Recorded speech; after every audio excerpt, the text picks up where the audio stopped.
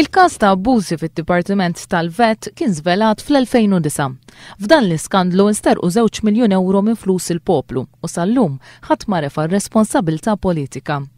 Il-Gvern talab biss rapport mid-Dipartiment tal-Vet u minkejja li f'diversi stadji għal ir-rapport wasal biex ikun konkluż, il-Gvern baqa' qatt ma ppubblikah.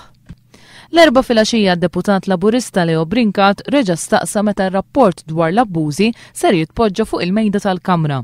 Fisem Tonio Fenek li dak il-ħin kien assenti wieġeb il-Ministru Austin Gatt. Ministru Fenek jara fil-onru interpretantu risposta tingħata f'seduta oħra. Il-kap tal-Oppożizzjoni Joseph Muscat għalli din hija tweġiba inaċċettabbli. Mistoqsija waħda serja ħafna għandha x'taqsam ma' trasparenza u mal-good governance ta' dan il-pajjiż, qegħdin fl-istituzzjoni tal-pajjiż u qegħdin nistaqsu kif rapport li l-kollega tiegħi ilu jitlob li jiġi ttejbiljat fuq fil-mejda ta' din il-Kamra għal iktar minn sena. U issa jiġu jgħidu naraw f'seduta oħra naħseb li mhix serjetà.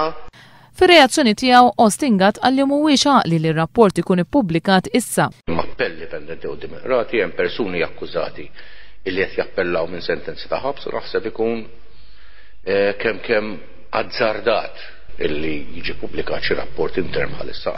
Imma il-verżjoni tal-Gvern inbidlet fi ftit minuti meta fil-Parlament wasal Tonio Fenek.